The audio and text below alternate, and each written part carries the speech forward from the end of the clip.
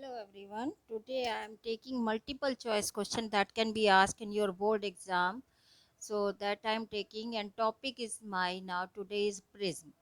Prism से related कुछ question लेके आपके लिए आए हैं. First question is which light is used for dispersion by a prism? Okay. तो प्रिज्म में जब डिस्पर्शन हो रहा है तो कौन सी लाइट जो है आप यूज़ करोगे. रेड लाइट हो, वाइट लाइट हो, ऑरेंज लाइट हो और ब्लैक लाइट हो.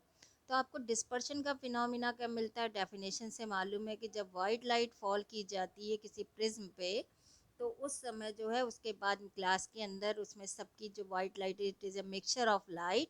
तो उनकी सबकी जो होती है स्पीड डिफरेंट हो जाती है और जब फाइनली हमको जब इमरजेंट बाहर स्क्रीन पे दिखाई देता है that was the band. Colour band मिलता है हमको. कई सारे कलर्स का मिक्सिंग बैंड मिलता है एक के ऊपर एक overlap.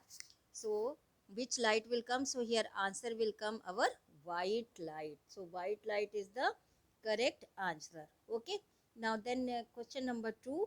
The name of angle formed in a prism by incident ray and emergent ray.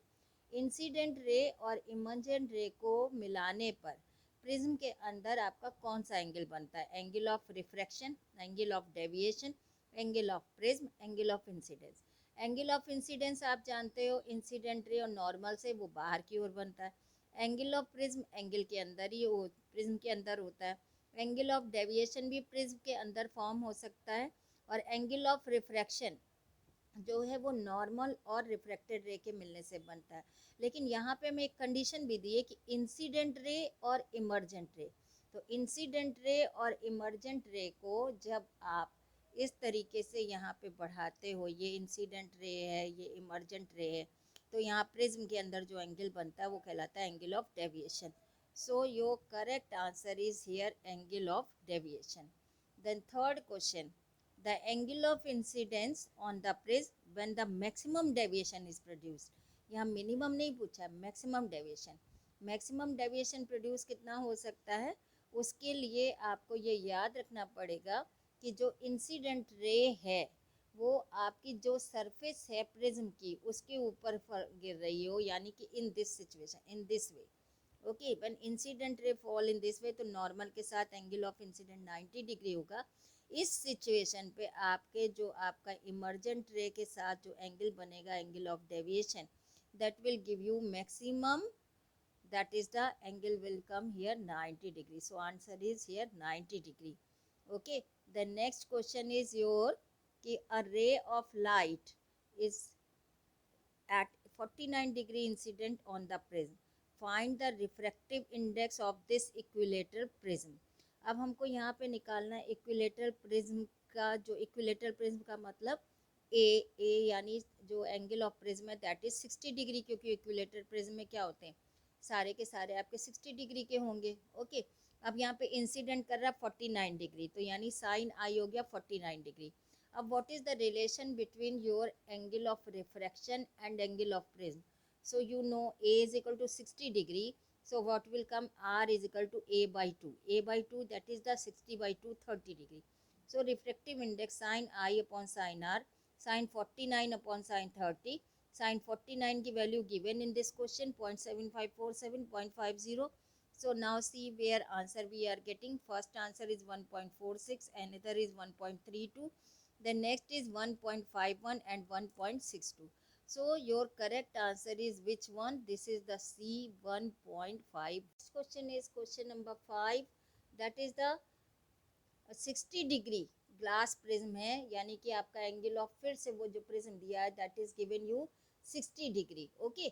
Has a refractive index is 1.5. Now this time refractive index is given 1.5 and you got angle of prism also 60 degree.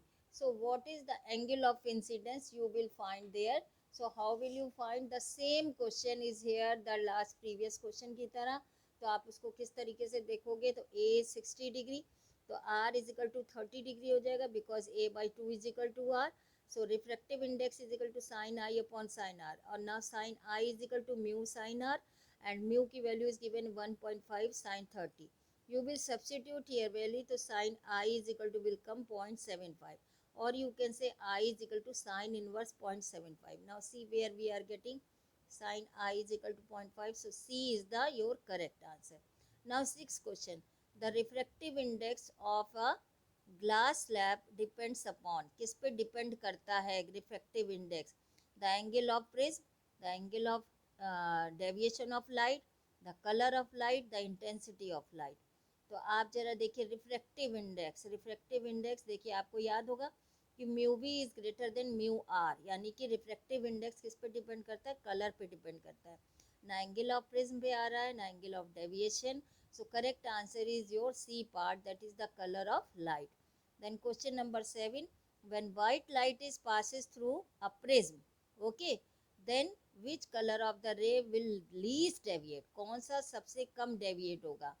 तो बेटा you will learn very well कि जिसका refractive index कम होगा वो least होगा. Mu v is greater than mu r, I told you.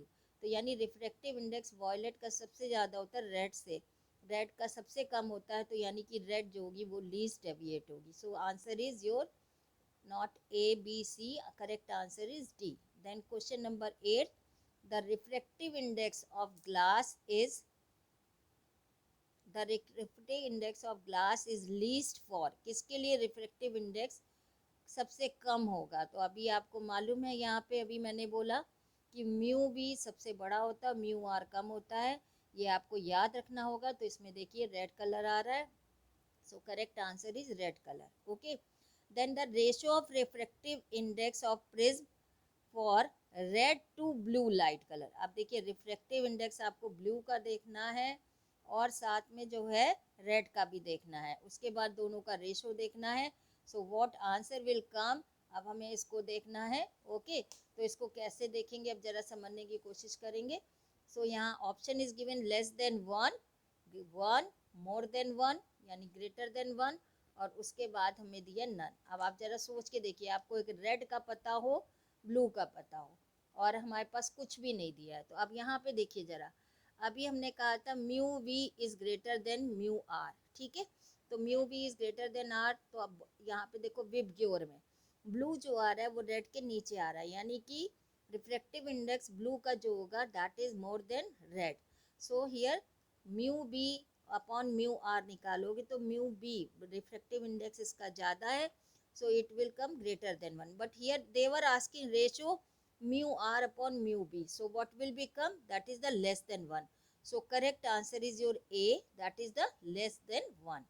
Then next question, 10th question, the critical angle of light passing through a glass to air is minimum for which color? आपको ये बताना है कि किस पे होगा. तो अभी मैंने आपको क्या बताया कि रिफ्रैक्टिव इंडेक्स वॉयलेट का सबसे ज़्यादा होता है और रेड का सबसे कम होता है.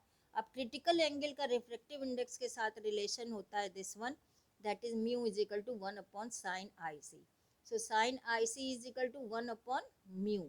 अब यानी रिफ्रैक्टिव इंडेक्स जिसका ज़्यादा होगा उसका साइन आई सी कम होगा, यानी क्रिटिकल एंगल कम होगा. अभी मैंने कहा कि वॉयलेट कलर जो है इसका रिफ्रैक्टिव इंडेक्स सबसे ज़्यादा होता है, तो उसका जो होगा क्रिटिकल एंगल सबसे कम होगा, और रिफ्रैक्टिव इंडेक्स रेड का सबसे कम होता है तो उसका क्रिटिकल एंगल ज़्यादा होगा. But here they are asking in the question minimum, तो मिनिमम के लिए क्या होगा हमारा? मिनिमम क्रिटिकल एंगल के लिए जिसका रिफ्रैक्टिव इंडेक्स ज़्यादा हो, यानी इसमें अब आप देखिए correct answer is your D, that is the violet. I hope so you understood this, so thank you.